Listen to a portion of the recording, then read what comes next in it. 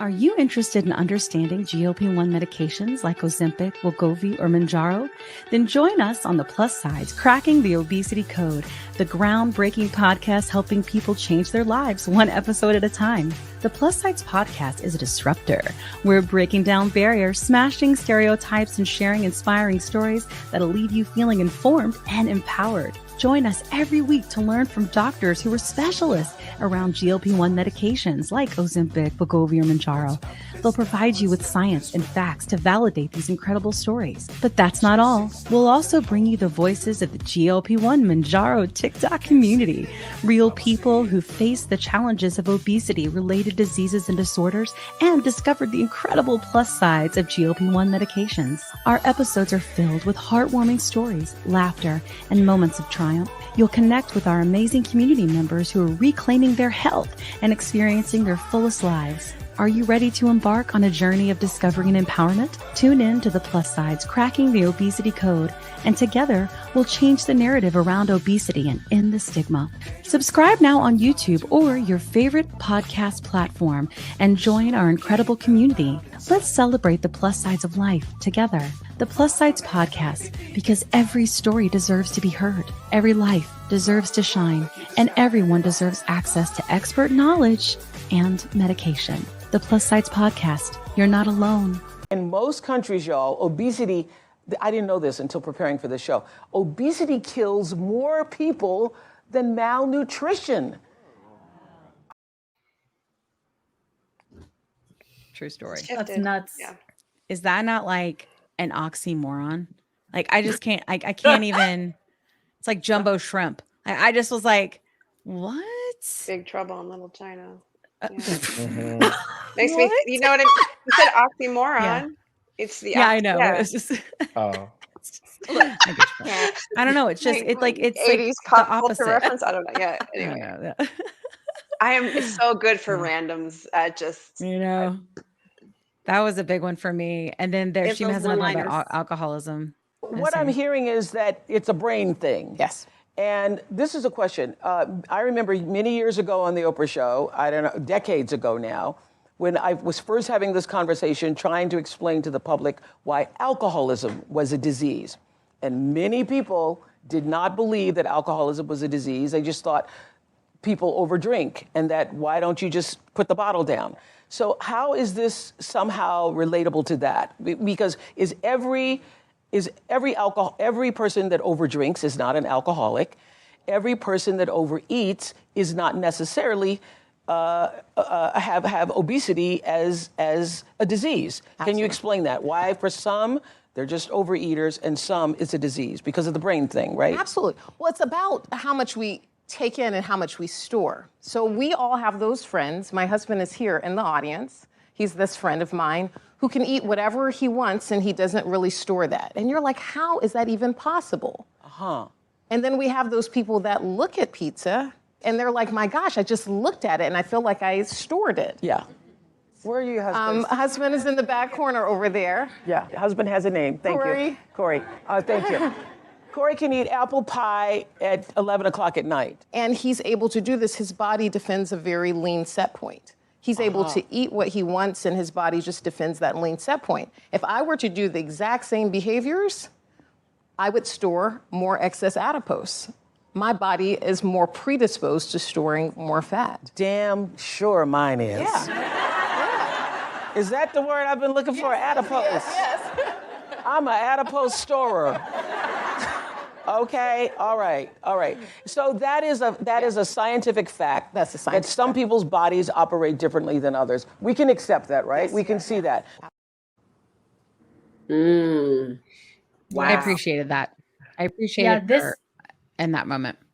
This hit me. And did you guys see Lee? Something we can grab. Did you see Lee in the audience when they went We to saw husband? Lee. Yeah, we saw Lee. Her husband was sitting right behind me. Oh, was so he? that That's I know. awesome. Yeah, I missed it. why I totally missed it. Anyway, yeah. Anyway, I was just thinking he was handsome. I was like, oh, it's a handsome husband. I didn't see Lee. He was handsome. I'm handsome too. Handsome. Yeah. I thought you were saying I'm handsome, but then I'm realizing you meant You that were handsome. He's handsome, but that's okay. That's you, okay. Both of you all. you overshadowed We're- you just are a little. There's a lot to unpack. There was a lot to unpack in that clip right there. There was. That was a juicy one. I did appreciate her saying, here's something like this. You know what I mean? We can accept that, can't we? And I got to say, honestly, I don't think I always accepted that alcoholism was a disease. And it's pretty big in my family. I'm not going to lie. That and like heart stuff. I'm hoping I can get ahead of that a little, but it's pretty big in my family. And I think that I kind of went the other way, and went the food route, but that same sort of feeling, that insatiable piece is something that I deal with all the time. I mean, not now, thank God, thank you, Jesus. But it's like, it's something that I feel like we all deal with. And I think it was a really interesting point, but I keep thinking about how that's still not really accepted. I don't think that everybody still thinks that alcoholism is a disease. I think I hear people say all the time, no, they're just a drunk. No, they're just an addict. No, You know what I mean? It's the reward system that is like, just like binge eating. It's dysfunction in your brain. Yeah. Function of But I reward didn't system. even buy it. Right. Like because I mean, I thought it was sort of like the same thing as me. And like, it's my fault. Like I legitimately thought for all of this, that I was a lazy piece of crap. And I'm going to tell you that I don't know one lazy person in our community. Not one of them are lazy people, and I'm not either. And that's insane. I was just sick. We're all just sick and we need medicine, So I think it's anyway, a total that was sort of my take. What mindset. about you? What about you, JT? I mean, that was another mic drop moment, but I would love to know how, like what Lee would have to say, how the audience like reacted to that, because there were so many mic drop moments and that was one. And it was kind of like Oprah was like, well, remember when I said, and it wasn't just me, but remember when it was pretty much brought to the forefront that alcoholism is a disease. Let's look at obesity, and you need to look at it as a disease also. So it started the ball rolling, and I can appreciate that. I know alcoholism runs in my family too. And I was mainly a social drinker, and I don't, judge anyone, but I know now after being on MJ since January, I don't even really want it. Now, when I was on the plane to Europe, I did get the, pre-departure champagne. I did get that. Yeah. But it has to be something light now. It like can't be like liquor, I like can't do that anymore. But it's like just something light, and it's something how these medications really deal with your brain, because it just got turned off. And I'm just like, whoa, wait a minute. I don't even, and I know everyone's different, but for me, and I think for those of us that have alcoholism that runs in our family, I think that we're maybe a little more sensitive to that. And it's like, okay, I really kind of want to stay away from that, because I have never said this, but my friends were like, Janine, you're starting to drink a lot, because I was drinking while I was home. So it was going from social to, oh, well, I'm just going to get a drink at home. It's great. When I look back at it, thank you, Lisa. For me, there was a lot going on in my life at that time. And that was my way of coping. Totally. And so, I get it. I get it. It did bother me a little when she was like, and I get it, because it's like it's a thing, right? But like when she was specifically talking about, just because, like with the difference between the two, it's like, but not everybody that's obese overeats, like there are tons of people that struggle with obesity, and because maybe they suffer from PCOS or insulin resistance, they didn't touch on any of that, that did bother me, but I also can understand that you can't cover all of that necessarily in one segment. So like I forgave I think it, she's but going to still, do something else on it. I hope so. Hopefully. Lori, you were going to say something? Oh, hey, you were about to say something. I was like, I want to hear what Lori says. Yeah. Yeah. What'd you say, Lori? I've forgotten now what I was going to say. We'll come back. It'll come back to you. I have something to say. Okay, what is it? It's sort of, well, I don't know if this is what I was going to say before, but with this, the idea of like the, not everybody that that some people, it is a matter of calories in, calories out. And for a lot of people, it's not. It's unfortunate that leads to all of the gym bros and all of the if I see one more nutrition coach out there talk about, well, there's a small percentage of people that have a physiological reason, that have some kind of metabolic issue, but it's a small fraction. No, it's not. It's millions. Yes, totally. It is.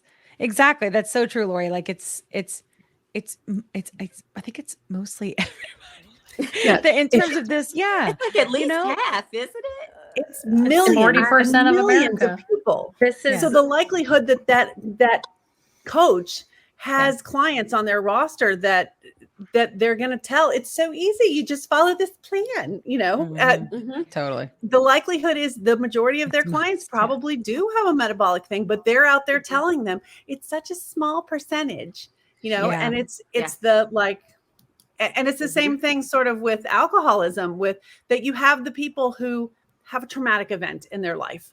Yeah. And they've never had a problem with alcohol before. And all of a sudden it becomes an issue with it. Yeah. Same thing that like COVID, lockdown, all this kind of stuff. You have people that gained their lockdown weight kind of thing and have never had a weight problem before.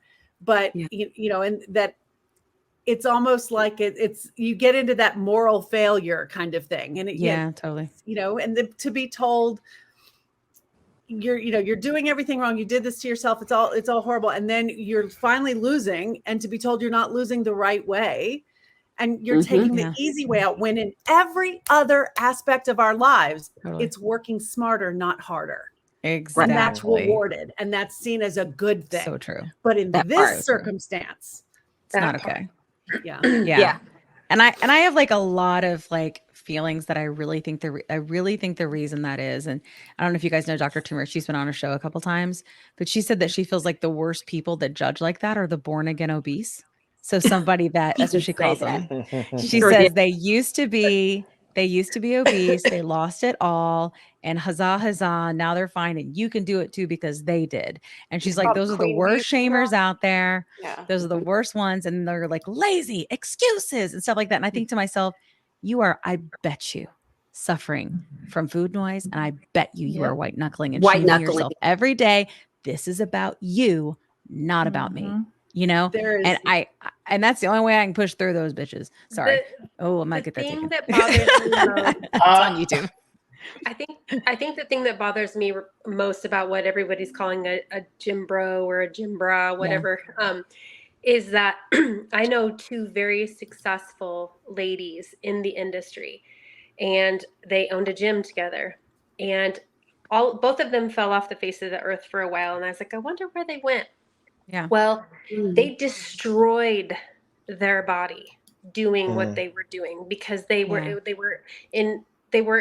not taking in enough calories to do what they were doing to their body. And now they have completely abandoned that whole mindset and that whole theory, because they still do workout.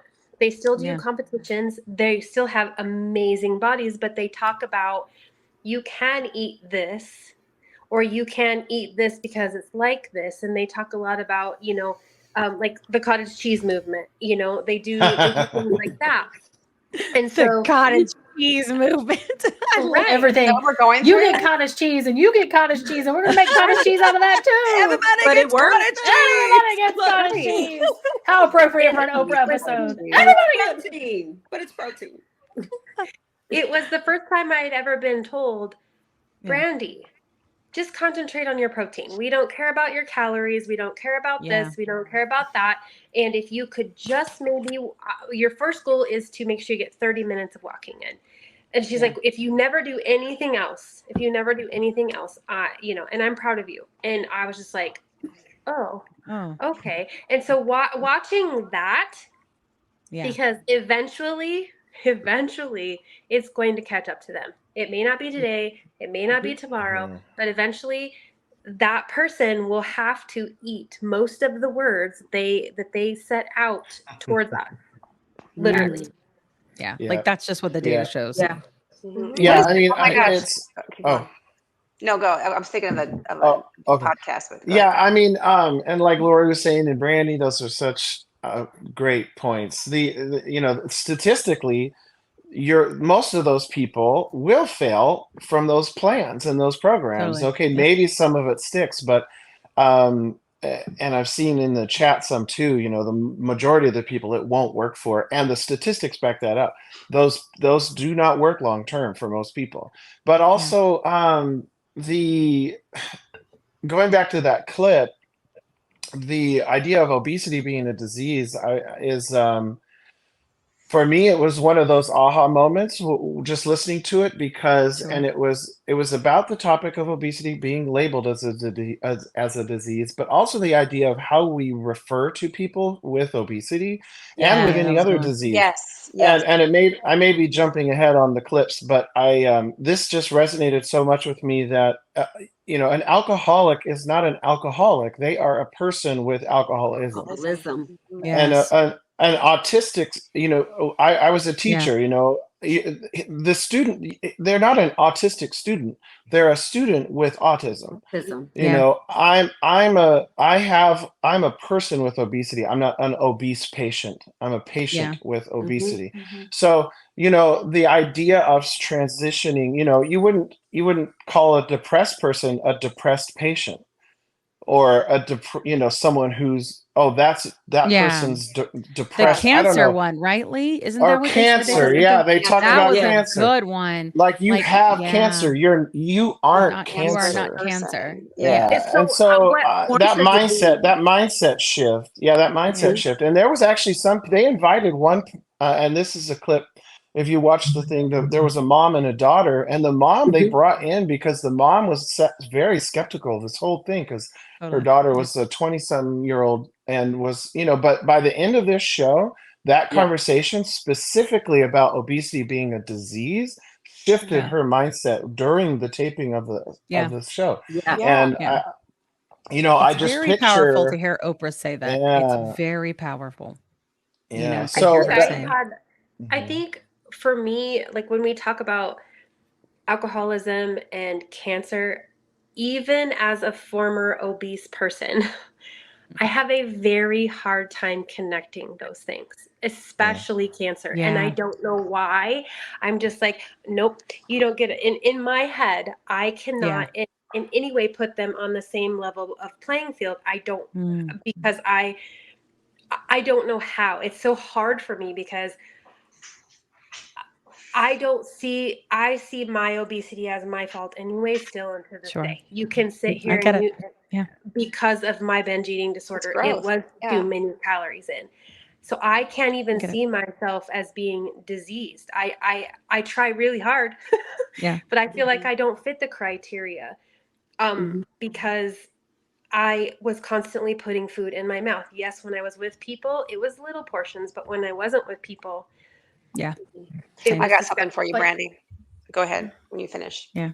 Just said I got something for you. So I struggle with that, but I am going to fight like hell to make sure Yeah, I can do it for everybody else, but I cannot do it for me. I get it.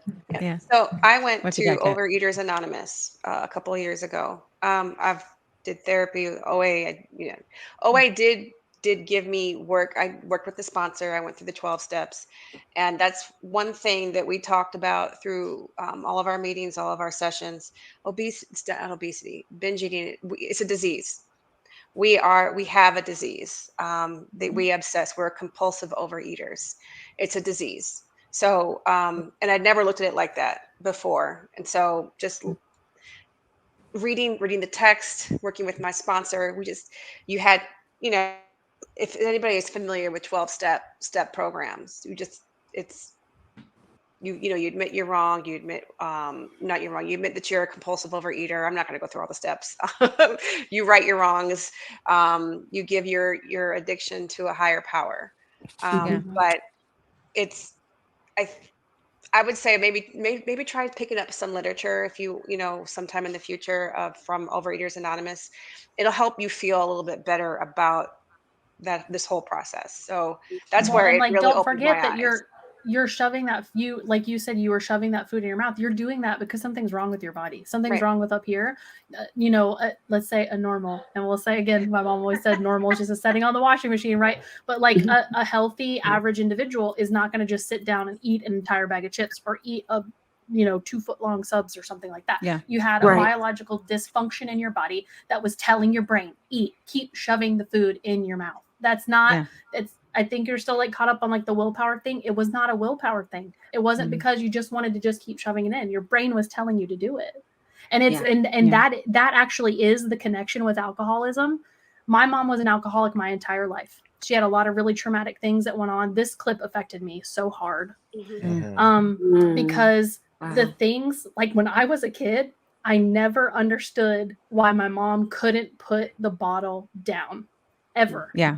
I always said, just put it down. Just stop drinking it. It's destroying your life. It's destroying my life. It's destroying my brother's life. And my family, my mother's family, always just treated her like something was wrong with her. And there was something wrong with her, but it wasn't a moral failing. There was nothing wrong here. There was nothing wrong in her heart. She didn't want to be addicted to alcohol. It was her brain, right? Her brain had a dysfunction that she needed to fix. And so like the analogy is totally there. It's blatant. It's on a big billboard for us all to see. It's the exact same thing that you were just talking about, Brandi, is that when you weren't around people, you couldn't stop putting the calories in your mouth.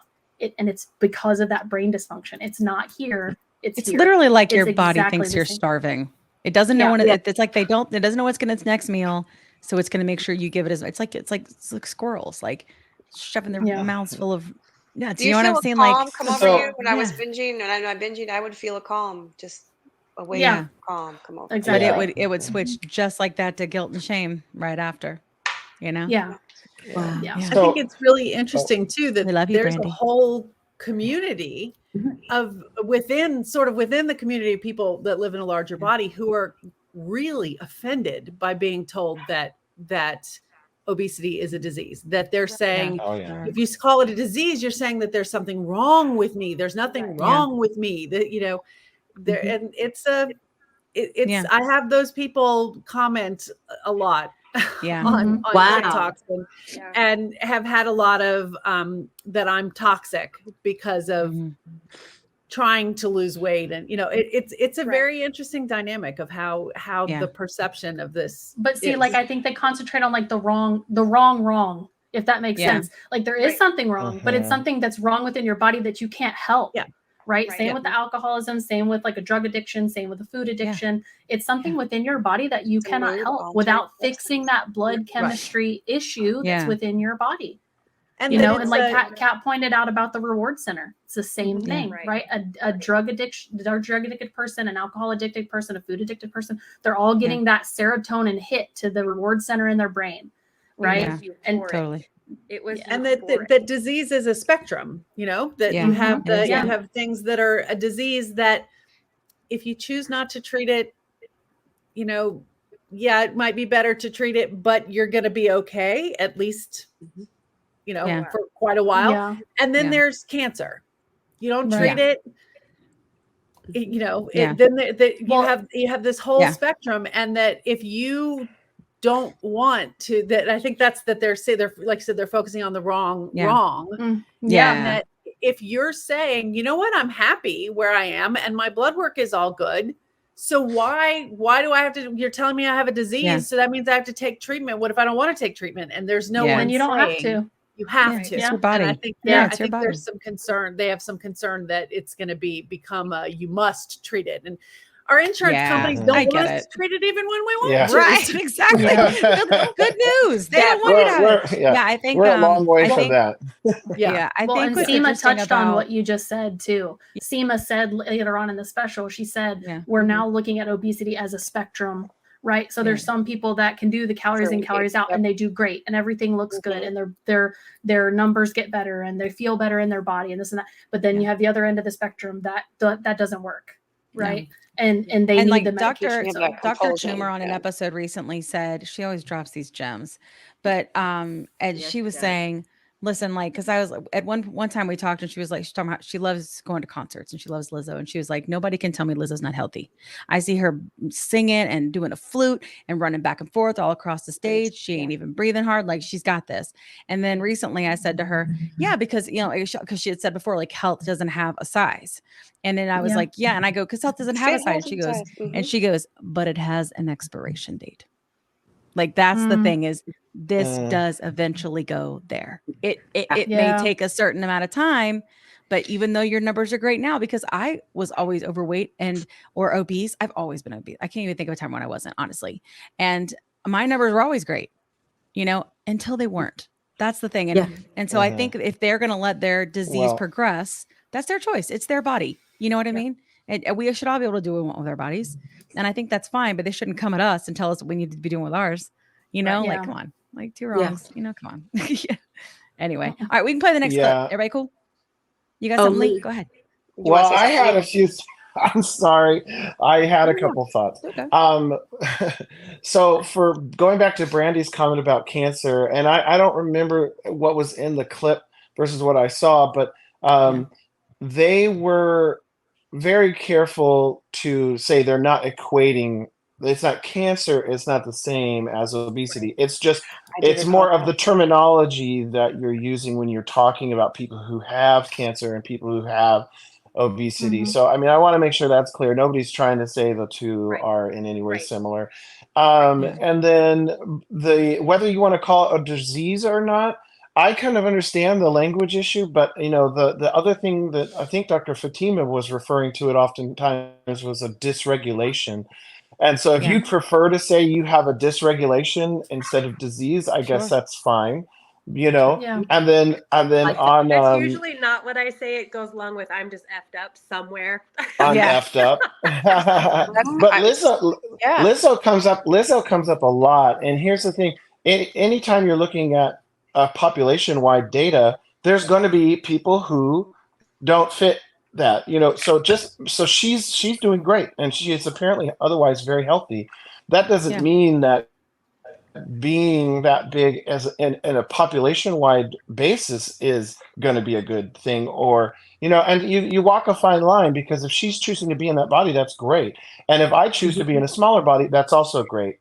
And so but you can't assume that I'm healthy in a smaller body or that she's unhealthy in a bigger body, and that's just that was the whole thing with that conversation. But that's such a good point, Lee. You can't make an assumption because someone's in a smaller body that they're well.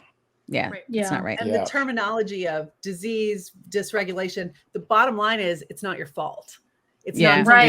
Exactly. And Brandi, I want to say, like, that's kind of, I don't want you to think I was like coming at you, but I do want you to realize it's not your fault. It, though. It's important. It is not a willpower thing at all. I do not think that you are the person that, like, I don't want you to think that you're the person that went and like, there's something wrong with me. I'm just totally messed up in the head. Like, we have all been there. We have all been like, the party went home at night and I'm standing at the counter shoving the leftovers into my face. Right here. Because I didn't eat. I ate like a bird while everybody was there. Right. And I was obsessing about what I'm going to like inhale when I get home. Yes. Exactly. Yep. So it's like, don't, and I don't want to get emotional, like keeping bringing up my mom, but my mom did that about her alcoholism. My mom always used to say, like, when something would go bad, she'd be like, I'm just effed up. I'm just a horrible human being. I'm a bad person and whatever. And my mom didn't work on like that mental aspect of things. So I challenge you to try to do that for yourself, because there's nothing wrong with you, right? It's not you. It's not a willpower thing. It's not because you don't want to do better. I love you. You can do better. Like, thank you. So now that you're working on yourself and you're on these medications, you can do better, right?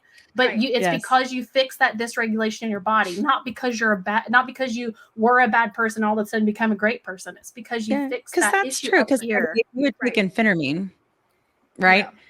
That's an appetite suppression, does nothing, right? It just suppresses your appetite. I still had the fixation. And this one's working, right? I don't think that I don't have something wrong with me, or that I need to, like, I don't beat myself up anymore. I used to. I used to beat myself up a lot, and I used to hate the former me. And it wasn't until probably about, I don't know, less than a year ago that I was like, a light came on and I was like, guess what? She's the one who did the work. She's the one who made the decision. She was the brave one. You owe her, talking about myself in the third person. Totally, Brandi. That's awesome. You owe her to keep going. You owe her to, there's my sister. You owe her to keep going and doing this. And so I guess that's why my whole platform is about this, because if one person sees my story, they see my before, they see my now, they'll be like, oh my God. Or I can't talk about it as much on TikTok because of their BS, but I'm trying very hard to work on that anyway. But just, thank you, Lydia. I did not think that you were coming at me in any way. Yeah, no, like not at all. This is definitely a safe space. Kat, thank you so much for your suggestions. And let's roll the beat. Okay. The beat. more. No, bean footage is a while away. We Yeah. got a couple more clips for bean footage. All right, here we go. Adipose stores, no matter how many times, because you all have watched me diet, it's a recurring thing because my body always seems to want to go back to a certain weight. Absolutely. And that's that idea of weight set point, okay? So that is real. That is completely real. The brain knows where it wants to be, and it's going to do whatever it can to bring you back to that. That was a big one. That was a big one. Because that's what it's doing, right? The brain wants to get you back there, so it makes you want to go overeat. Yeah. It makes you want to binge. I'm so glad. It knows that's how you gain weight. Something. Because your body fights to get back to that point. Yep. Your body wants to be in your body was in that homeostasis for so long, right? Yes. And so your body's Highly just evolved like, get me back, get me right? back. I don't like it down here. I want it right back up there where we felt great all the time. Weight Watcher. Right. Just saying. Oh yeah. We'll get to it. It's coming in a couple clips. Sorry. It's coming. But It's coming. But that's what deep, Dr. right? Fatima But that's truly where I was the most successful, honestly. talking about. Dr. Fatima, and even, I'm not sure if you all's doctors said this, mine did. She asked me the first week, she said, what has been your lowest weight in the past 7 to 10 years? And I said, and I had to think about it. And I was like, well, I think like 170, 165. You know what she told me? She said, you'll get to 160. Yeah. What? And she said, you'll get to 160. You might get a little lower. I didn't, at the time, she didn't say it was set point. But she could calculate that. And I had never heard that. And I was like, what does that mean? It just blew my mind. I just made a connection. Oh my God. Yeah. And now that's why we say just keep going. Even when you get discouraged, just keep going, because now what she said at the beginning is starting to click. And I'm like, whoa, wait a minute.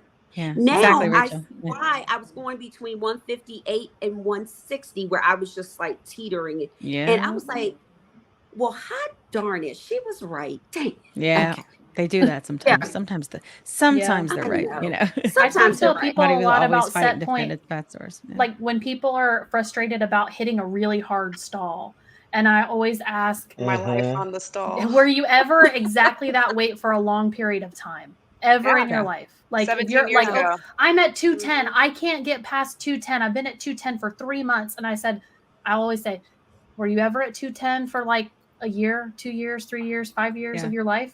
And they'll go, well, yeah, right about that, 210, 215-ish. That's a set point. Your body remembers that. Your body remembers that was homeostasis for a long time. And that you were okay. And that you were okay. That's right. And we know we can survive right here. Right here. Realize that keeping us like that is making it worse in the future. It doesn't care, you know? Yeah. But this is controversial. This is controversial. The set point stuff. I see lots of videos back and forth, especially with the calorie counting folks, because they're like, calories in, calories out. It doesn't matter. There's no set points. There's no anything. You just need to eat less and move more, or and so it's like I think people get a lot of mixed messages. I was really glad to hear this, that, oh yeah, she was like very, very matter of fact about it too. Like, nope, Totally. it's totally It's a real. And I was thing. like, oh, Yeah. I was like, oh, all right, nice. Okay. I wasn't sure. Well, and I loved that Dr. Fatima was so sciencey about every answer she gave. She would say how she, say what she knew as a professional that she is, and then use the science to back it up. Right. Like peer reviewed and everything. I'm just kidding. Well, she actually is what peer has reviewed. As I'm saying, has she's to be amazing. peer reviewed. I was being facetious. Oh, Yeah. She's amazing. But yeah, she had all the science for Fatima's it. my shero, honey. She is. She's awesome. Dr. Fatima's my shero. If she ever comes on one of my flights, I'm totally fanning out. I'm gonna tell you that right now. She's amazing. Instant upgrade. Isn't it funny, like how we used to hate doctors and now we have some that we just like feel so strongly about? Complete, I used to hate them. Like I would say 180. Like I just have a new appreciation. I know that there's doctors out there that are really very caring people, right? Yeah. Love what they do. Very passionate.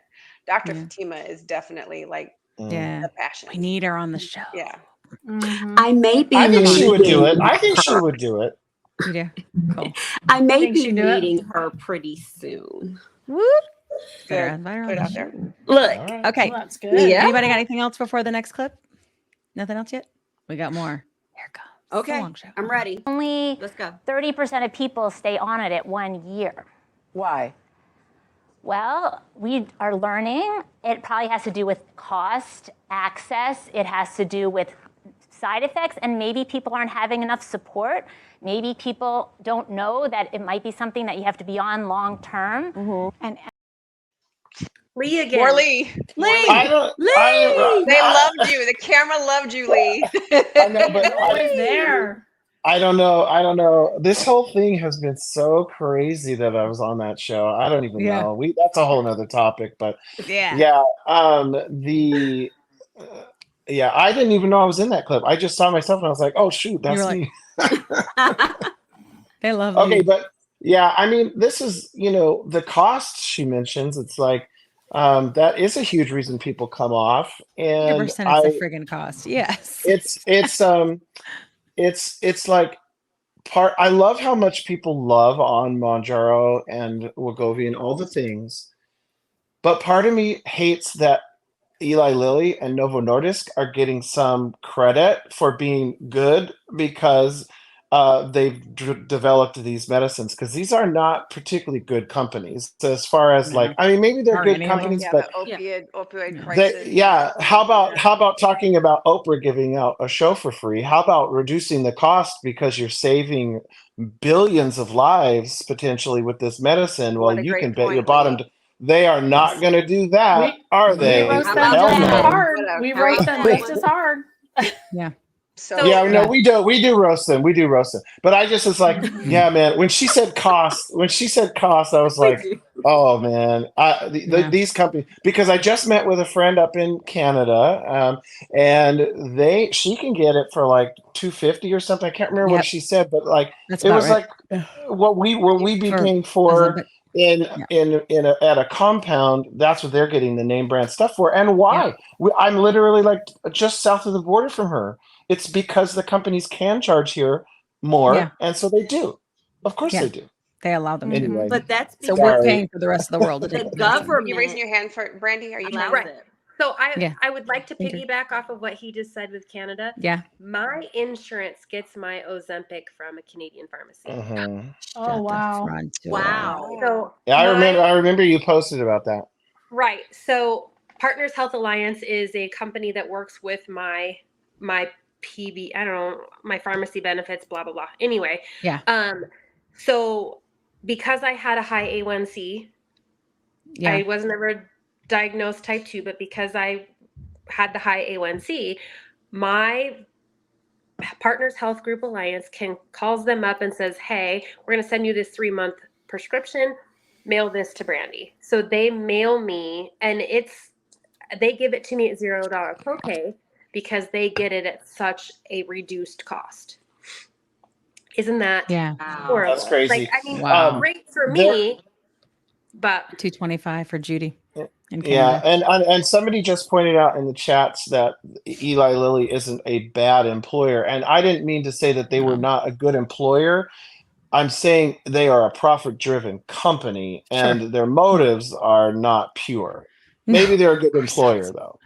Yeah. Okay, sorry, Brandi. I'm not sure saw that anybody's. chat. No, it's okay. I don't think any multi-billion-dollar company is like a pure arm. I don't. But that's just me. Get I'm going to multi-billion status. I'm going to tell you, I believe the $25 coupon was not a mistake. It was very calculated. Yes. They knew exactly what they were doing. 100%. They knew everybody and their mother was going to want this drug. Yeah. Get them hooked and then they'd have on it. real world data for obesity. Has anybody never watched anything about what is that? A lot of money, Rachel. Yes. What did she say? Our health or lack thereof. I believe it was truly calculated. They knew exactly what they were doing. They had the funding. I think what you're talking about, Brandi, is OxyContin. Thank you. They flooded the market with OxyContin and everybody got hooked on OxyContin, and they made billions and billions and billions of dollars off of that medication. And then there's an addiction problem. But we're not in addict mode. But I mean, I'm not addict. But anyways, but my point is that I'd do some sketchy shit to get my medication. I wasn't getting it the way that I was. Like,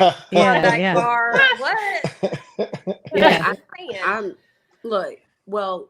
I just wanted to say, when we talked about the cost, and you all probably saw this, and we talked about this briefly.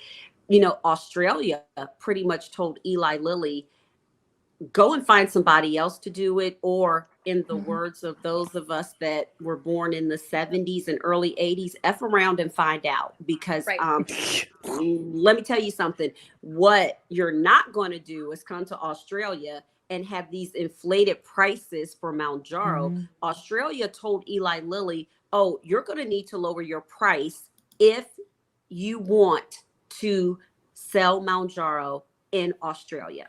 Right. Yeah. And I don't think enough people are talking about that, because pretty much the government said, get it together. You're not coming here. And our government, and I'm not government shaming, I'm just saying we don't have a government like that stands up for us like that. They're not going to stand up to that because you have the lobbyists that are giving our, lawmakers free trips, money, free cars, So they're greasing the palms. Oh yeah, and it's then miracle. You it's miracle. The PBMs who get all of these kickbacks legally.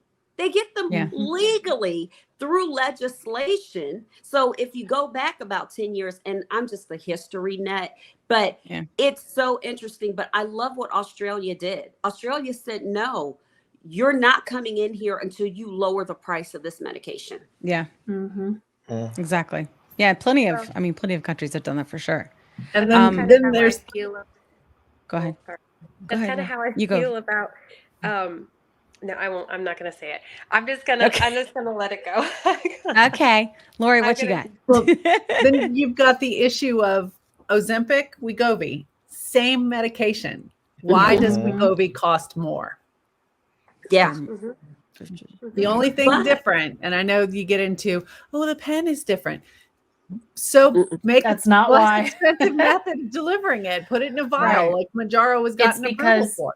Why? It's because from a marketing standpoint, they would look evil if they were charging diabetics more, but they don't look evil when they're charging obese people more money. That's why. But they did try to gouge diabetics with their insulin prices. These same companies. Look, and they got in big trouble for that. The insulin was a ridiculous markup for nothing more than profit. And they also but anyway, sorry. Look, they also look, thank you, Lee, because Eli Lilly got held to the fire for that. And Eli Lilly has been charging for insulin that so many people actually do need to live. You need that to live, because unfortunately I'm a type 2 diabetic. I have type 2 diabetes. It sucks. It sucks. I'm saying that right now. It sucks big time. I have diabetic neuropathy. This disease, and by no means am I saying feel sorry for me or anything. No. Yeah. But if you can put a face to it, it's affecting every organ in my body. Yeah. Every organ. Yeah. Because I have type 2 diabetes and obesity, I have a higher chance for getting stomach paralysis, even without a GLP-1. Yeah. And Kat and Kim and Lydia see me at my worst. Yeah. And it's bad, y'all. We do. And then on top of obesity. And one thing is that I applaud each and every person in the live chat, each and every person here on the panel for taking a stand for your health. Because so many times we have been shamed, and it's like, oh, there is nothing wrong with you. Oh, you just need to push the plate away. That's what I was told. You just need to push the plate away. Push the plate away. My brother-in-law told me that a doctor actually told him that. Just sure. I've had. Well, isn't that crazy? Isn't that crazy? Because when I was growing up, I was told to clean my plate. And then all of a sudden, starving children in China. So I was told both. It just depended on who was talking. One person would say, you need to clean your plate. And then the next person would say, well, if you want to lose weight, you just need to stop doing this exercise. Yeah. Right. Stop shoveling the food in your mouth. So it would always just depend on who was talking. Right. Yeah. Out there. Yeah, exactly. For sure. Are you interested in understanding GLP-1 medications like Ozempic, Wegovy, or Mounjaro? Then join us on the Plus Sides, Cracking the Obesity Code, the groundbreaking podcast helping people change their lives one episode at a time. The Plus Sides podcast is a disruptor. We're breaking down barriers, smashing stereotypes, and sharing inspiring stories that'll leave you feeling informed and empowered. Join us every week to learn from doctors who are specialists around GLP-1 medications like Ozempic, Wegovy, or Mounjaro. They'll provide you with science and facts to validate these incredible stories. But that's not all. We'll also bring you the voices of the GLP-1 Mounjaro TikTok community, real people who face the challenges of obesity-related diseases and disorders and discovered the incredible plus sides of GLP-1 medications. Our episodes are filled with heartwarming stories, laughter, and moments of triumph. You'll connect with our amazing community members who are reclaiming their health and experiencing their fullest lives. Are you ready to embark on a journey of discovery and empowerment? Tune in to the Plus Sides, Cracking the Obesity Code, and together we'll change the narrative around obesity and end the stigma. Subscribe now on YouTube or your favorite podcast platform and join our incredible community. Let's celebrate the plus sides of life together. The Plus Sides Podcast, because every story deserves to be heard, every life deserves to shine, and everyone deserves access to expert knowledge and medication. The Plus Sides Podcast. You're not alone. It's not your fault.